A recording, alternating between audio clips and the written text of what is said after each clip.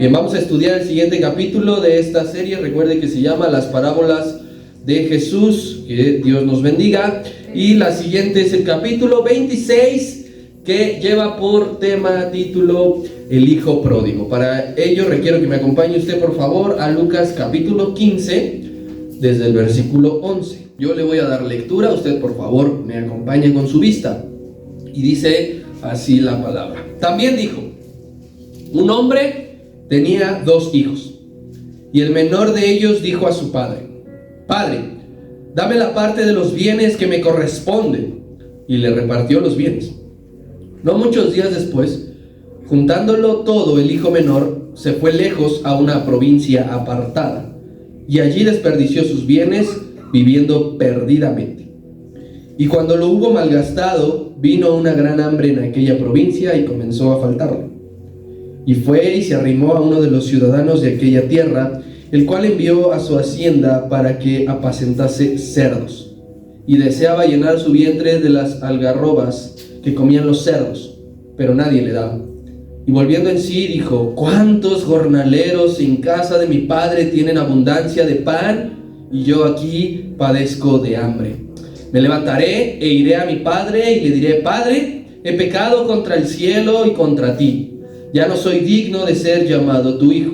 Hazme como a uno de tus jornaleros. Y levantándose, vino a su padre. Y cuando aún estaba lejos, le vio su padre y fue movido a misericordia, y corrió y se echó sobre su cuello y le besó. Y el hijo le dijo: Padre, he pecado contra el cielo y contra ti. Ya no soy digno de ser llamado tu hijo. Pero el padre dijo a sus siervos: sacad el mejor vestido y vestidle, y poned un anillo en su mano y calzado en sus pies. Y traed el becerro gordo y matadlo, y comamos y hagamos fiesta. Porque este mi hijo muerto era y ha revivido, se ha perdido y es hallado.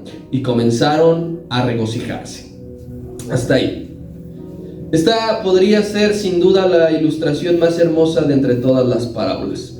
De todas las que hemos visto, cualquiera de nosotros podría decir: la verdad, este tiene un mensaje bien hermoso y nos hace estremecer a todos. Esta parábola solamente está en el Evangelio de Lucas y es muy conocida. Yo me acuerdo que, ¿se acuerda usted que hace tiempo hice una dinámica de que me anotara sus 3 parábolas que más conocía? La del hijo pródigo estuvo en todos, no importa en el 1, el 2 o el 3, pero la mayoría lo mencionó. Aunque, fíjese, hay algunas discrepancias en cuanto al título. Aquí el copista le puso el hijo pródigo, parábola del hijo pródigo, pero algunos piensan que puede tener un mejor título esta parábola, porque la enseñanza fundamental se centra en el padre y no en el hijo. Nosotros vemos aquí, y la grande labor la hace el padre, pero se titula el hijo pródigo. Algunos han dicho: hay que nombrarla el padre bondadoso, el padre amoroso, porque en él recae lo más importante. Esta es una parábola que nos va a ayudar a seguir conociendo cómo es nuestro Dios. Yo sé que tú deseas conocer a nuestro Dios, y esta parábola nos va a revelar cómo es Dios. No quiero que me lo platiquen, no quiero solo leerlo, quiero conocerlo, quiero saber cómo es Dios. Y esta es una de sus grandes virtudes de cómo es Dios, porque ya que concretamente esta parábola habla del amor de Cristo por el pecador, no por su creación, no por su pueblo, no por sus hijos, por el pecador. Algunos podríamos decir: Dios ama lo que ha hecho. Sí lo ama. Dios ama a su creación, Dios ama a su iglesia, Dios ama a sus hijos, sí, pero también ama al pecador. Y aquí lo vemos totalmente.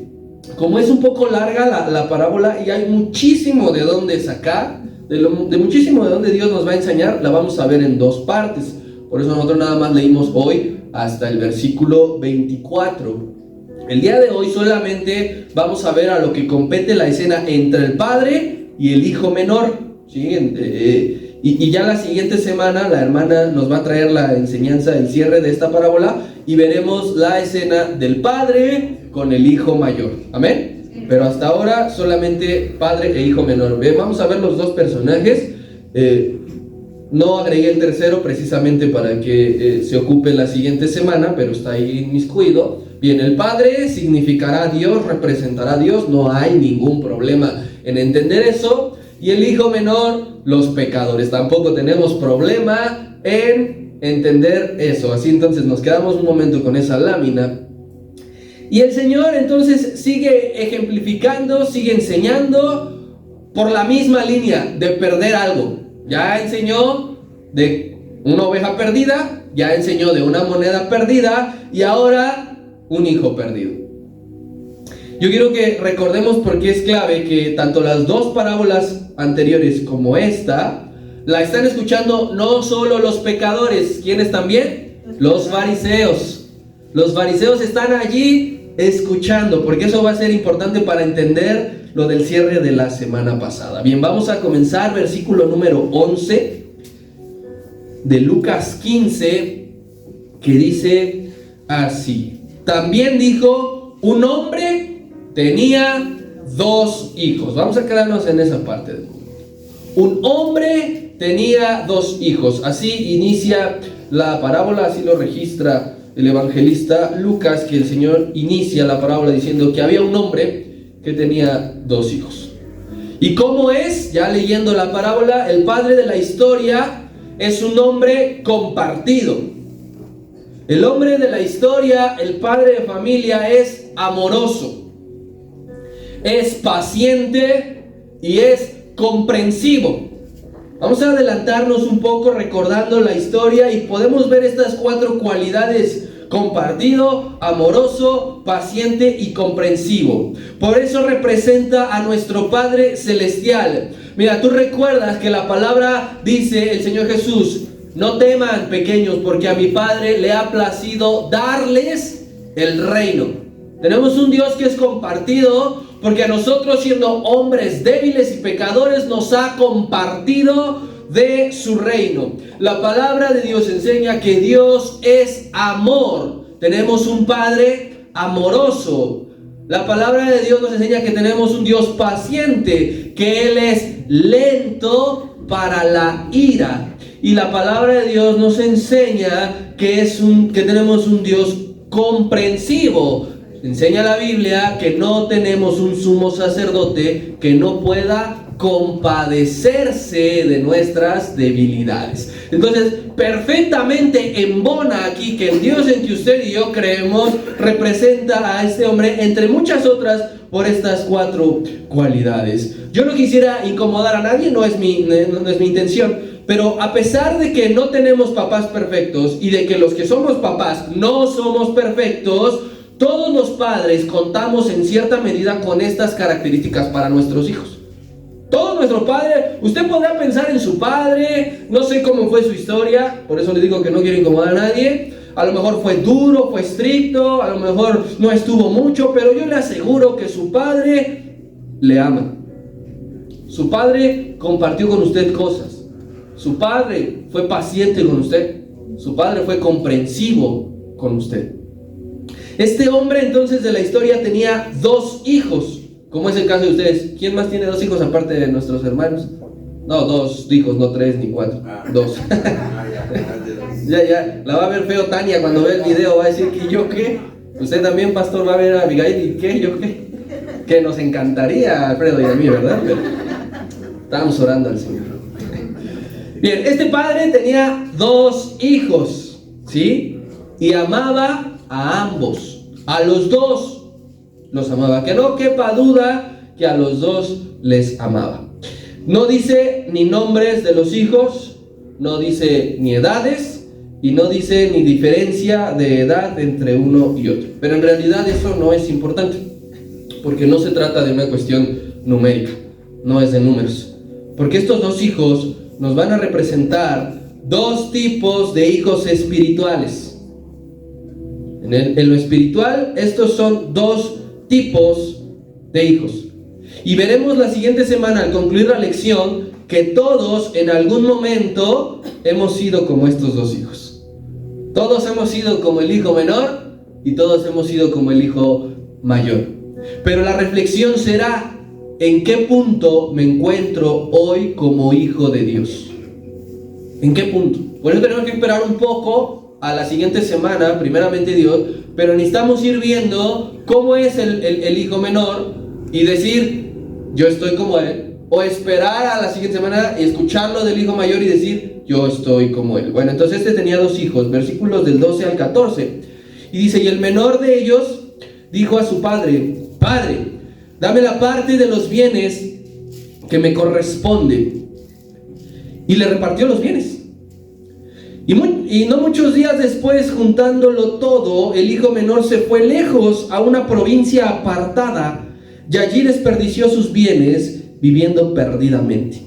Y cuando todo lo hubo malgastado, vino un gran hambre en aquella provincia y comenzó a faltarle. Lo normal es que una herencia se haga efectiva hasta que el dueño muera. Eso es lo normal. Si usted alguna vez ha heredado algo o ha escuchado cómo es este proceso, pues hasta que el que está heredando muere, puede tomar la persona posesión. Pero tampoco era raro que se heredara en vida. Esto tampoco era raro. Sucedía en ocasiones. No sé, a lo mejor usted es su caso, que sus padres o alguien le ha heredado mientras todavía vive. Pero, solo que en este caso fue así, que se hereda en vida. Y depende, si se hereda hasta que muere o en vida, depende del heredador, no del heredado. ¿Sí? ¿Sí me doy a entender? Sí. Depende del que va a heredar, el que diga, lo quiero darte ahora, quiero ver cómo lo disfrutas, quiero ver cómo incluso lo expandes, o no sabes qué, no quiero estar aquí, no quiero ver hasta que me muera. Si el dueño lo quiere dar de una vez, nadie puede impedírselo. No puede llegar un notario a decir, no, usted no puede heredar todavía porque tal persona, así. Si el heredador quiere, lo da. Pero, pensemos, si aún no decide dárselo a alguien, es por 2 cosas. 1, porque no es el tiempo de dárselo. Y 2, porque no está listo para recibirlo. Si tú estás esperando algo de alguien y no te ha llegado, ay, ya lo quiero tener, ya me hace falta, ya lo necesito, piensa que no es el tiempo aún y que aún no estás listo para poder recibirlo. La actitud del hijo fue prepotente. Padre, dame lo que me corresponde. Sabía que de todo lo que tenía su padre, una parte le tocaba. Y él no esperó a que fuera el tiempo de recibirla. Entonces se acerca sabiendo de todo lo que está aquí, una tercera parte es mía, porque el hijo mayor le tocaban 2/3 partes, le tocaba el doble, esa era la bendición de la primogenitura. Y entonces el menor, de una manera desagradable, prepotente, pide lo suyo sabiendo que era o que sería suyo. ¿Por qué hace esto? ¿Por qué lo pide de esta manera? ¿Por qué se acerca así? ¿Por qué no espera el tiempo? ¿Por qué no esperar a que el padre fuere quien le dijere que le iba ya a heredar? Muy seguramente, quizá fue motivado por algunos amigos o jóvenes que habían hecho lo mismo. Yo sé que todos fuimos aquí adolescentes y cuando algo se pone de moda, lo queremos. ¿Tienen hijos adolescentes? Yo todavía no paso, me estoy preparando para ello. Pero sus hijos, nosotros también hemos querido algo que ya tiene el vecino, ¿sí o no? ¿Verdad? Es que el hijo de don Pedro ya le compraron esto, yo también lo quiero, cómpramelo. Entonces, o se junta con los amiguitos, ya deberías decirle a tu papá que te lo compre, está bien barato, mira, está bien bueno, te diviertes un montón. Quizá este joven entonces pide su herencia porque muchos jóvenes ya lo hicieron. Ya se habían ido de sus casas apartados con su herencia y entonces él también quería hacer lo mismo. Puede ser entonces que se estaba juntando con necios que le estaban llenando la cabeza de situaciones. Y dice la palabra que quien se junta con esa clase de personas no la va a pasar bien. Si tú escuchas a los necios, y quieres hacer lo que ellos te dicen y hacer lo que ellos hacen, no la vas a pasar bien. Mira lo que dice Salomón. Vamos a Proverbios capítulo 13. Al Proverbio número 13. En su versículo 20. Ahora sí más que nunca me gritas amén cuando llegues. Dos, ¿quién más? Listo. 13:20 de Proverbios. Y dice así: el que anda con sabios, sabio será, mas el que se junta con necios será quebrantado. Si tú te juntas con personas que este tiene una visión de vida, de esfuerzo, de trabajo, de impulso, de motivación, sabio serás. Pero júntate con necios y serás quebrantado. Este hijo fue quebrantado, por eso le digo, seguramente se juntó con un montón de necios que hacían lo mismo. Entonces va, se presenta ante el padre y le dice: quiero lo mío. Y lo recibe. Y dice claramente aquí, como leímos, que juntó todo en poco tiempo. Lo juntó todo. Porque el padre no le dio quizá, físicamente de dinero todo. Le dijo: esto es tuyo, los marranos, las ovejas, esto es tuyo. Y dice que lo juntó todo. Él lo que quería era dinero físico, porque al irse, no se iba a ir llevando el rebaño. Entonces, juntándolo todo en poco tiempo, en dinero, ¿qué fue lo que tuvo que hacer? Malbaratar todas las posesiones. Para que algo se venda rápido, ¿qué hay que hacer? Darlo barato. Si tú lo das a precio o caro, olvídate. Pero si el comprador ve tu urgencia, te va hasta comprar, te va a ofrecer: nada más tengo la mitad, ¿no? Supongamos 50,000, pero nada más tengo 25,000 pesos. ¿Lo tomas o lo dejas? Dámelo. Entonces este joven, al juntarlo todo en poco tiempo, malbarató las posesiones. Porque su objetivo, créame, que no era poner un albergue para niños de la calle. Él no quería juntar el dinero. No, me urge construir un orfanato. No, me urge ayudar a los pobres. No. Así que él, cuando pide el dinero o su herencia y lo vende, no solamente estaba queriendo dinero, ya no quería vivir con su padre. Cuando pide la herencia, también le está diciendo: yo ya no quiero vivir aquí contigo. Porque dice que abandonó su ciudad. Nosotros podemos ver aquí la palabra provincia, pero quiere decir que abandonó, salió del país, se fue lejos, ya no quería estar allí. Estaba renunciando, al pedir la herencia, estaba renunciando a la protección de su casa. Estaba renunciando a las leyes que gobernaban su casa, a las reglas que había en su casa, porque este joven anhelaba la independencia, anhelaba vivir sin que alguien lo estuviera molestando, sin que tuviera que obedecer reglas, mandamientos, imposiciones. Pero escúchenme todos, su declive empezó allí, cuando quiso su independencia, no cuando pidió el dinero, sino cuando dijo: voy a pedir el dinero porque yo ya no quiero vivir aquí. Allí empezó su caída libre de este joven. No sabemos cuántos años tenía. Como hijos de Dios, hermanos, ¿cuántas veces nosotros no actuamos así? Somos rebeldes. Este joven fue rebelde. Nosotros somos prepotentes a la hora de pedir. Exigimos. Sabemos que somos hijos de Dios y que Él nos ha prometido cosas, que Él nos ha dado promesas y las exigimos.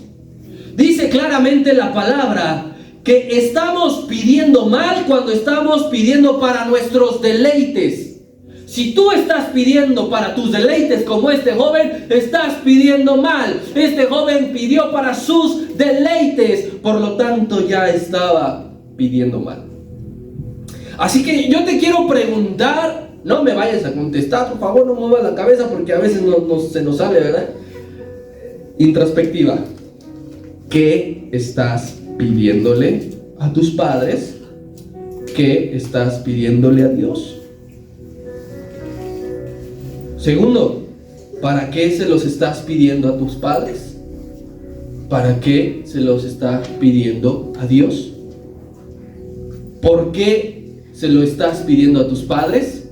¿Por qué se lo estás pidiendo a Dios? ¿Cómo se lo estás pidiendo a tus padres? ¿Y cómo se lo estás pidiendo a Dios? Eso es bien importante. ¿Qué pides? ¿Para qué lo pides? ¿Por qué lo pides? ¿Y cómo lo pides? Ahora, vamos a ser todos aquí honestos. ¿Con quién estás haciendo amistad? ¿Con quién te estás juntando? Porque esto, lo que tú estás pidiendo, puede ser motivado porque te estás juntando con necios. A veces le llamamos amigo a todo. Me pasó la tarea, es mi amigo. Me cubrió en el trabajo, es mi amigo. No le dijo nada a mis padres, es mi amigo. Y esa no es amistad. ¿Te estás juntando con sabios? ¿Verdaderamente te estás juntando con sabios? Sabios serás. Te estás juntando con necios, que a pesar de que no lo veas ahorita, dice, te llegará el quebrantamiento. No, es que si a mi amigo le dan permiso de llegar a las 12, ¿por qué a mí me exigen llegar a las 10? No, es que el papá de mi amigo le compró esto y le pidió aquí y sin problema, y tú no me lo quieres dar. ¿Con quién nos estamos juntando? Mira a tu alrededor. ¿Con quién estás pasando tiempo de calidad? ¿A quién le estás escuchando? ¿Con quién te estás desahogando? ¿Qué palabras te estás diciendo? Pobre Roboam. Los ancianos le dijeron lo que tenía que hacer y Dios iba a traer bendición a lo que los ancianos le dijeron. Pero él fue a escuchar a los jóvenes y le dijo, auméntales la carga. Y allí fue su destrucción. ¿A quién estás escuchando para que estés pidiendo lo que estás pidiendo? Nosotros, al igual que el joven, formulamos un supuesto plan de vida. El joven formuló su plan de vida. Le pido a mi papá, lo vendo con don Juan y me voy hasta allá bien lejos. Y chao, no los vuelvo a ver. Nosotros también formulamos un plan de vida. Mira, mañana esto. Mira, mañana aquí. No, yo en 3 años acá. No, pues yo me voy a ir acá. ¿Y sabes cuál es el problema? Que el joven no consultó a Dios. ¿Sabes cuál es el problema? Que el joven no le pidió consejo a su padre. ¿Sabes cuál es el problema? Que el joven no oró por guía. En tu plan de vida, lo que estás formulando, ¿estás consultando a Dios? ¿Estás pidiendo consejos a tu padre, a tu líder, a tu pastor? ¿Estás orando para tomar una decisión fundamental? ¿Lo estás haciendo? Porque si no, como el joven, al decir eso, al hacer eso, estamos diciéndole, Señor, yo no quiero ya tu gobierno. No me interesan tus leyes. Me voy de tu casa, estoy harto. Como jóvenes, ¿cuántas veces no dijimos eso? Yo ya no quiero obedecerte. Quiero hacer lo que se me pega la gana. Quiero divertirme, estoy joven. Todo mundo lo hace. La vida solo se vive una vez. Y entonces empezamos a rechazar la protección. Le decimos, ya no quiero estar bajo tu supervisión. No quiero que me estés diciendo, levanta tu cuarto. Ya párate. No quiero nada de eso. Cristo declaró en Juan capítulo 15, permanezcan en mí. Permanezcan en mi casa. Permanezcan bajo mi gobierno. Permanezcan bajo mi autoridad. Permanezcan bajo mi sometimiento. Porque apartados de mí, nada pueden hacer. Ni tener éxito, ni tener paz, ni tener gozo, ni que les vaya bien. Apartados de la casa de Dios, del gobierno de Dios, de las leyes de Dios, ni tú ni yo, hombre, mujer, joven, adulto, anciano, podremos hacer nada. Y nuestros planes serán quebrantados. Pero las motivaciones equivocadas nos llevan al error. No, yo quiero hacer esto porque quiero tener esto, porque quiero conseguir esto. Y no importa, ¿verdad? A veces lo que me pueda costar no importa. Las motivaciones equivocadas, el que tú quieras tener algo que Dios dice, esto no, te van a llevar al error. Nos van a llevar al error, a equivocarnos muy seguramente. Yo quiero decirte, tú lo sabes, Satanás domina el mundo. Él gobierna el mundo. ¿Y cómo lo hace? Con un arma mortal llamado pecado. Él somete al que se le antoje y al que se deje con el pecado. Enseña el pecado. Hablo en general, no me refiero a algo específico. Él enseña el pecado. Él lo ofrece, lo muestra. ¿Para qué? Para que pidamos. Para que pidamos. Ay, vi eso, lo quiero. Si tú no ves, no lo pides. Si Él no te enseña, a veces vas al supermercado y pues te dicen, no, pues el jamón de pavo, lo pruebas, está rico, quiero, dame 1 kilo.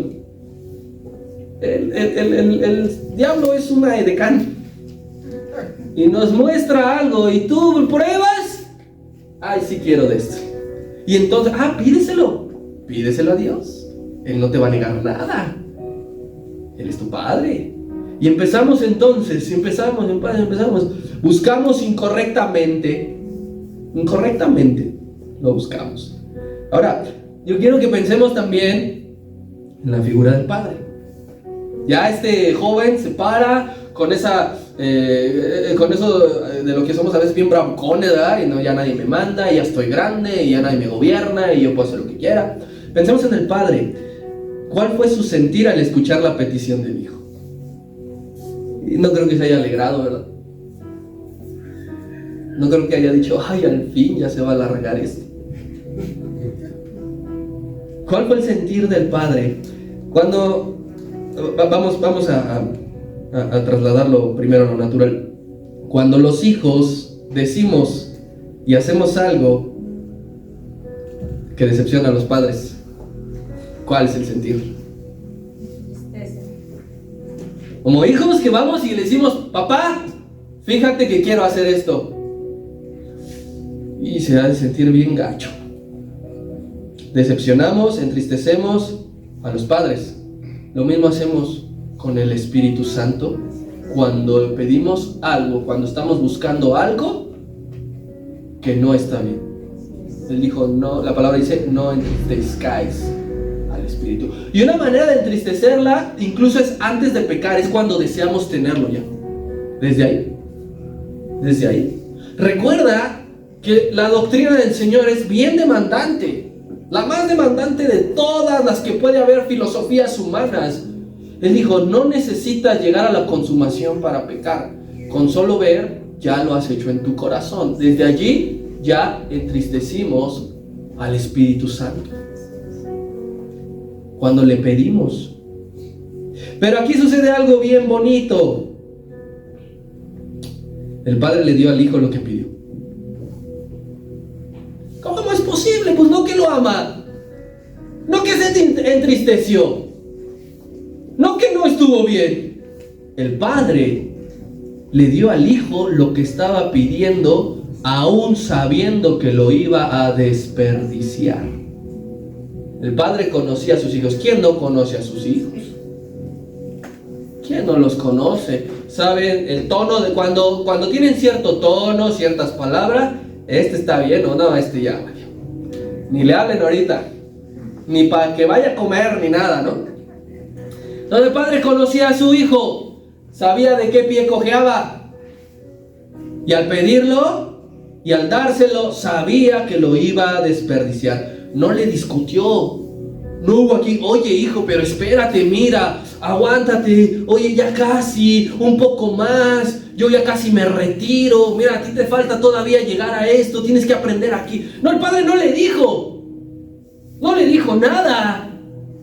Y no porque no le importara, sí, ya. Sino porque el padre era experimentado y sabio y sabía que su hijo debía aprender un montón de cosas y que sería por las malas. El padre sabía que su hijo iba a sufrir, que su hijo quizás no iba a sobrevivir, que a lo mejor yéndose no lo iba a volver a ver nunca,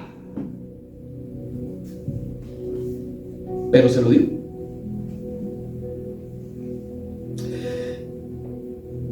No sé si es tu caso, pero a veces nos da miedo orar para que nuestros hijos sean corregidos. Cuando vemos que el hijo no anda en buenos pasos, o la hija no anda en buenos pasos, nos da mucho miedo orar al Señor a decirle, corrígelo. Nuestra oración normalmente es, guárdalo, protégelo, que no le pase nada. ¿Cuándo vamos a orar para que digamos, este va por mal camino y la única manera en que va a aprender es siendo corregido? No tengas miedo, padre, madre, no tengas miedo de decirle al Señor, disciplínalo, y si es necesario, de manera fortísima. Por eso el padre se lo dio, porque sabía que iba a aprender. Era la única manera. Teóricamente, no. ¿Cuántas veces de nosotros no nos dijeron, no hagas esto? Un montón de palabras, clases, predicaciones, enseñanzas, imágenes que nos envían, predicaciones. ¿Y lo hacemos? Sí. No lo hacemos. No hacemos lo que nos dicen. Vemos, reproducimos, estamos. Pero la única manera de poder aprender es pasándolo. Entonces, padre, madre, no le digas al Señor, ponlo en una burbuja, que nadie lo toque, el enemigo no lo puede tocar, reprendo a Satanás. No, es todo lo contrario.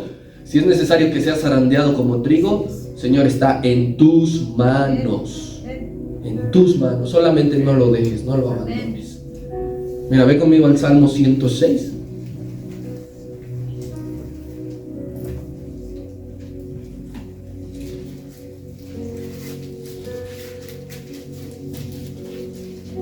Versículo 13. Dice así: bien pronto olvidaron sus obras, no esperaron su consejo. Se entregaron a un deseo desordenado en el desierto y tentaron a Dios en la soledad. Y Él les dio lo que pidieron, mas envió mortandad sobre ellos. Bien pronto nos olvidamos nosotros de lo que Dios nos ha dicho, de lo que hemos visto, bien pronto. Pero dice, Dios te va a terminar dando lo que le pides. Pero a la par de que te está dando lo que pides, viene la mortandad sobre tu vida. Viene el quebrantamiento sobre tu vida. Así que mucho ojo que estamos pidiendo. Porque le pedimos a Dios, quiero. Dios te lo va a dar. Pero con eso mismo te va a disciplinar. Con eso mismo te va a corregir. Mi pregunta es, este joven recibió una grande bendición porque no le costó trabajar un solo día recibir lo que tenía. No le costó quedarse sin zapatos un solo día. No le costó comer huevo con frijoles un montón de tiempo para poder conseguir lo que tenía. Simplemente dijo, dame. ¿En qué estamos malgastando las bendiciones de Dios? ¿En qué estás malgastando las bendiciones de Dios? Lo que piensas que te ha llegado a tu mano por chulito, por tu esfuerzo, porque soy el consentido, por esto, ¿en qué lo estás malgastando? Porque no te costó absolutamente nada. Porque no sufriste por ello. Porque no has llorado. Porque no has sufrido. Porque no has sudado por ello. y lo tienes. ¿En qué lo estás malgastando? El Padre nos ha bendecido a todos abundantemente. A todos aquí. Y no con lo mismo. Con un montón de cosas. Pero muchas veces no sabemos aprovechar lo que nos da. A este joven le dieron lo que no merecía. Y se lo dieron en abundancia. A otros Dios nos ha bendecido en abundancia. Pero aquí hay 3 palabras fortísimas. Dice malgastar, desperdiciar y vivir perdidamente. Lo que Dios te ha dado, vida, inteligencia, belleza, fuerza física, contactos, ¿en qué lo estás malgastando? ¿En qué lo estás desperdiciando? ¿Estás viviendo perdidamente? Y aquí sucede algo que es una ley divina. El que se entrega al pecado, las cosas siempre van a empeorar, nunca mejorar. Quien decidió entregar su vida al pecado, la cosa siempre va a empeorar. Jamás podrás decir, bueno, estoy pasando una mala racha, pero ya me voy a recuperar. Si entregado al pecado, únicamente vas hacia abajo. Mira, verso 15 y 16. Este ya había recibido todo, ya lo había vendido, ya pensaba, qué padre. Pero mira, aquí se cumple. Se entregó al pecado y empezó a empeorar. El 15. Bueno, desde el 14 dice que comenzó a faltarle. Y el 15, fue y se arrimó a uno de los ciudadanos de aquella ciudad, el cual le envió a su hacienda para que apacentase cerdos. Y deseaba llenar su vientre de las algarrobas que comían los cerdos, pero nadie le daba. Pobre chico, acabó en un trabajo vergonzoso. Para un judío era vergonzoso tener contacto con los cerdos.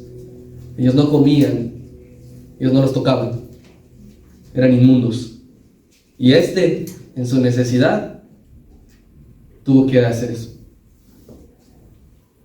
Después de tenerlo todo, en la casa de su padre, lo tenía todo. ¿Usted cree que comía 3 veces al día? Yo creo que hasta 5. ¿Usted cree que lavaba su ropa? ¿Usted cree que dormía sobre una piedra? Y tenía todo. Su condición se volvió deplorable, producto de sus malas decisiones. Solito se llegó a esa condición. No era una prueba de Dios. ¿Recuerdas a Job? Eso era prueba de Dios. Él lo perdió todo. Él estuvo en una situación dificilísima, pero porque Dios estaba probando su corazón. Pero aquí no. Aquí fue porque decidió mal. Fue tras el pecado y entonces de tenerlo todo a no tener nada. Había cambiado por completo de tener posesiones y ser hijo de familia a estar solo y sin nada. Yo creo que, y en poco tiempo, en poco tiempo. Yo creo que eso es lo más frustrante, cuando recuerdas que tenías algo y después ya no porque decidiste mal. Esto nos enseña algo, hermanos. Cuando estamos lejos de Dios, no somos los mismos. Cambiamos para mal. Cuando estamos lejos de Dios, cambiamos para mal. Cuando los hijos empezamos a desobedecer, los padres inmediatamente se dan cuenta porque ya les contestamos de muy mala manera, siendo muy groseros, usando palabras hirientes, fuertes, que quedan marcadas y grabadas. Eso es señal de que no vamos por buen camino. Alejados de Dios cambiamos para mal. Oye, ¿qué te pasa? Todo, forma de pensar, forma de hablar, forma de vestir, cambiamos para mal porque estamos alejados de Dios. Porque decidimos que su ley no fuera quien dominara, controlara y moviera mi vida, sino mis decisiones. Cuando hacemos eso, Padre, quiero mis cosas, ya no aguanto. Para el mundo serás un héroe rebelde. Vean, aquí está el que se independizó. Aquí está el que ya vive solo. Aquí está el que nadie puede decirle qué hacer. Para el mundo serás un héroe, pero para Dios estarás irreconocible. El cielo no te reconocerá. Dirá, este no era el que estaba diseñado para llegar lejos. no era el que dentro del propósito de Dios iba a ser usado en gran manera. El mundo te alabará y te dirá, y cada vez a más temprana edad busca motivar a los jóvenes para que salgan de sus casas. Leí hace poco una estadística que en España a los 18 años cada vez es más recurrente que los jóvenes pidan un crédito bancario porque quieren irse a rentar un piso. No quieren irse a rentar un piso, quieren ir a hacer lo que se les pega la gana. Quieren ir a hacer de su vida lo que ya no quieren que sea notorio para los ojos de sus padres. Vivir perdidamente siempre traerá vergüenza. Este joven vivió perdidamente y ahora estaba en una situación de vergüenza total. Imagina su ropa, imagina qué olía, imagina cómo le hablaban. Los otros jornaleros, cómo le hablaban. Entre ellos, cómo se hablan, no sé, se siente cada uno según la escala de encargados. El de acá le habla feo el de acá, el de acá le habla feo el de acá. Él estaba hasta abajo, todo el mundo lo humillaba. De tener empleados y sirvientes a su cargo, ahora estaba buscando algo. Mira hasta lo que se le antojaba comer, mira lo que deseaba comer. No sé si alguien las conoce, las algarrobas que dice ahí. ¿Alguien las conoce? Yo tampoco. No. Esto es un alimento para ganado, para cerdos. Son semillas muy duras, así ya abiertas. Son semillas muy duras que son imposibles de masticar para el ser humano. El ser humano no las puede masticar, por lo tanto no las puede tragar, por lo tanto no las debe comer. Y cuando alguien que está de plano muy necesitado, que lo hace y logra, ¿no?, ya quedarse sin diente, chimuelo, pero bueno, el sabor es tan fuerte que daña tu estómago. Entonces las algarrobas no es comida para el ser humano, es comida para el ganado. Bueno, eso es lo que deseaba comer este joven. Veía a los cerdos y se le caía la baba por comerlos. Tú has pasado por una taquería y ves cómo alguien se está comiendo, ¿no? Que escurre así. Bueno, escurría baba por comerse las algarrobas de los cerdos. Estaba en una crisis económica y existencial. No sabía ya qué era, quién era, por qué se volvió así. Esas crisis de las que uno a veces dice, bueno, pues ¿qué sé hacer en la vida? ¿Para qué soy bueno? ¿Dios sí me habrá llamado? No creo que nada más me ha pasado a mí, ¿verdad? Porque me ven con cara de, pues sí, ¿para qué? ¿Para qué eres bueno? Pero Dios ocupa esas crisis existenciales, esas crisis económicas, para enviarnos señales. A este hombre joven le estaba enviando señales a través de cómo los cerdos se disgustaban un suculento plato de algarrobas. Porque cuando Dios nos envía esas señales es la manera más efectiva.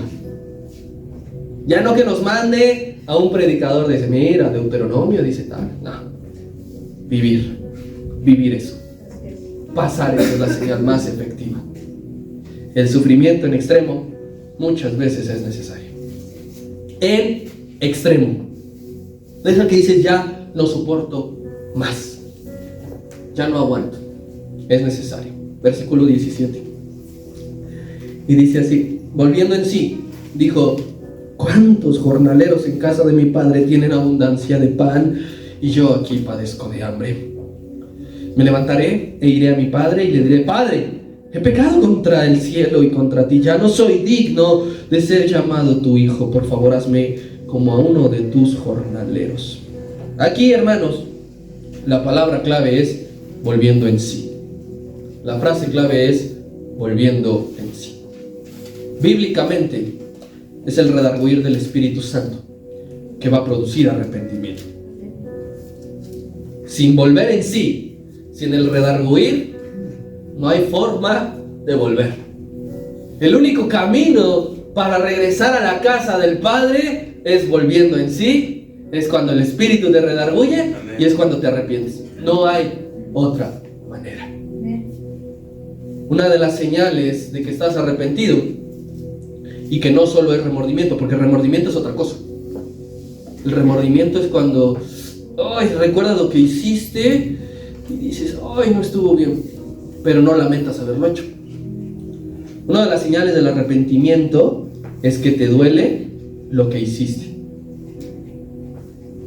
el cómo fallaste, el cómo heriste a tus padres, el cómo heriste a Dios, el cómo lastimaste a los que te rodean. Eso es una señal, la principal, el inicio del arrepentimiento. Si a ti no te duele lo que hiciste, no te estás arrepintiendo. Si tú dices, ahora sí, esa vez sí me pasé, eso no es arrepentimiento. Tremendillo que soy, un pillín, eso no es arrepentimiento. Cuando te duele él volviendo en sí y dijo, ¿por qué lo hice? Ahora, ¿cuántos jornaleros en casa de mi padre están mejor alimentados que yo? Porque recuerda que el hombre era compartido y trataba a sus siervos como de su familia. Ahora, ¿cómo trataba a sus hijos? Imagínate. Volviendo en sí. El arrepentimiento es el paso número 1 para volver. ¿Tú quieres volver? Tienes que estar arrepentido. Porque si no, de nada sirve. Porque si vuelves y no estás arrepentido, ¿sabes cuándo vas a volver a hacer lo mismo? Mañana. Mañana. Para volver es arrepentido. Así que él mismo fue honesto e hizo una autoevaluación de su vida. Y preparó un discurso sincero.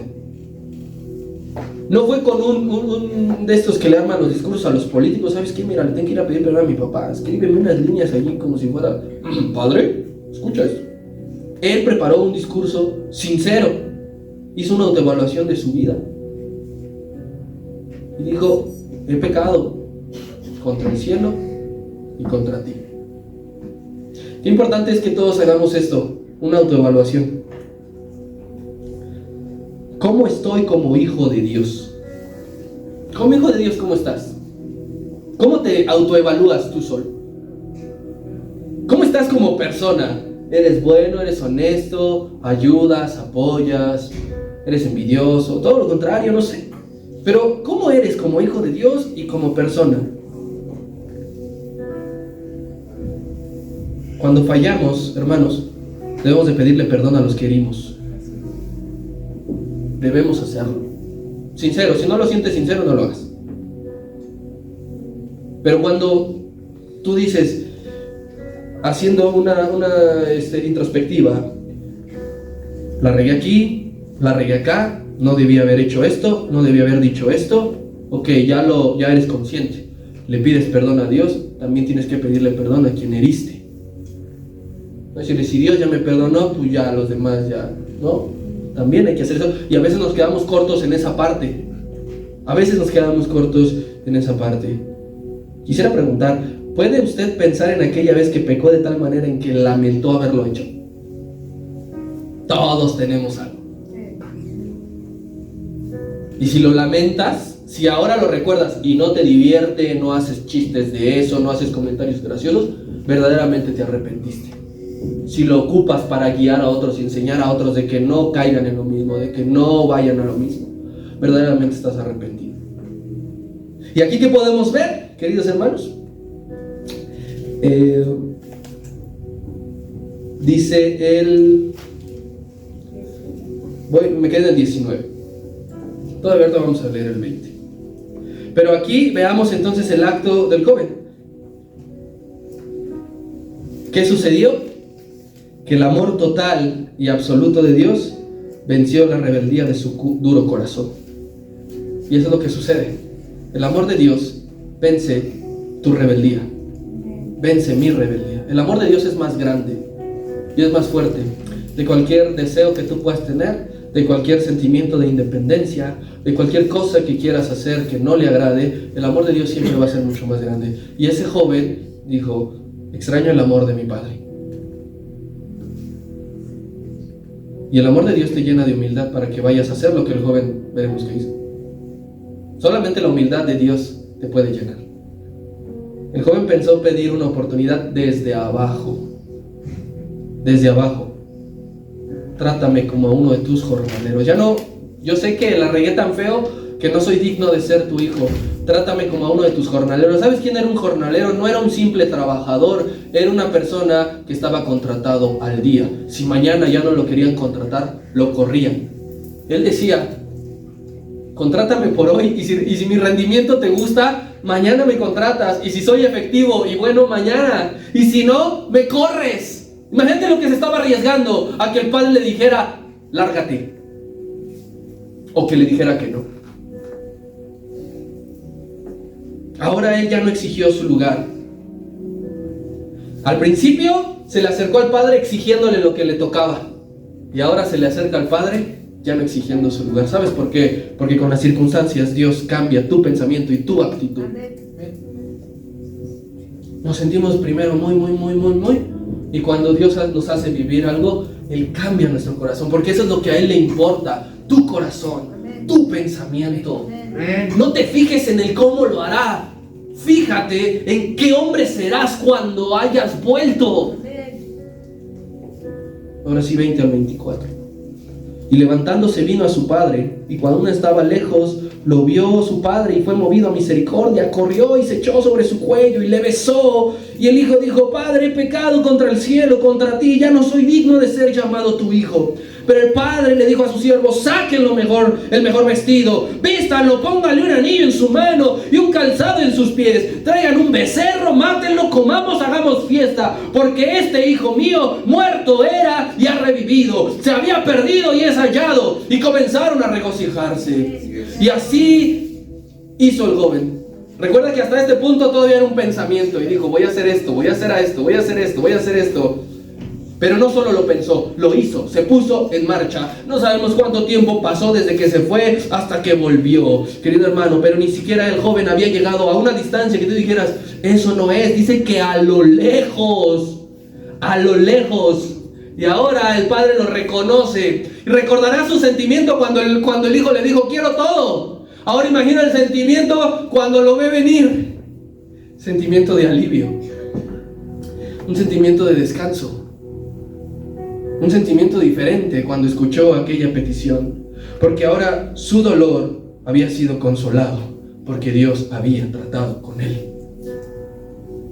El mayor consuelo es que Dios trate con nosotros, no que nos olvide, no que nos deseche, no que se deshaga de nosotros. Nuestro mayor consuelo debe de ser, Dios todavía quiere algo conmigo.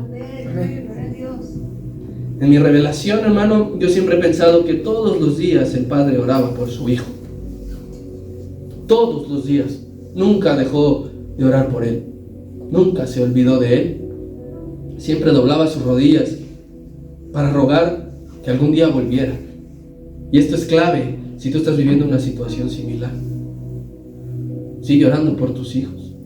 Sigue orando por tu hija. Sigue orando por aquella persona que tú amas y que sabes que no va por buen camino, que Dios ocupe algo, pero que lo haga volver. Y lo grandioso de esto es que ni siquiera le dejó terminar el discurso al hijo. Recuerda que el hijo le dijo, he pecado contra el cielo, contra ti, ya no soy merecedor de ser llamado tu hijo, trátame como uno de tus jornaleros. Cuando llegó, lo interrumpió, ya no le dejó terminar la parte de trátame como uno de tus jornaleros, solamente le dijo, he pecado contra el cielo, contra ti, porque inmediatamente el padre dice que fue conmovido. Fue rebasado por la situación, así que el padre le abrazó, le besó y le vistió con honor. Como se visten los hijos, no como se visten los jornaleros. Dice que le mandó traer sandalias. Los esclavos andaban descalzos, los hijos usaban sandalias. Quiero que vayan conmigo al profeta Zacarías, y con esto terminamos y van pasando mis hermanos. Zacarías capítulo 3.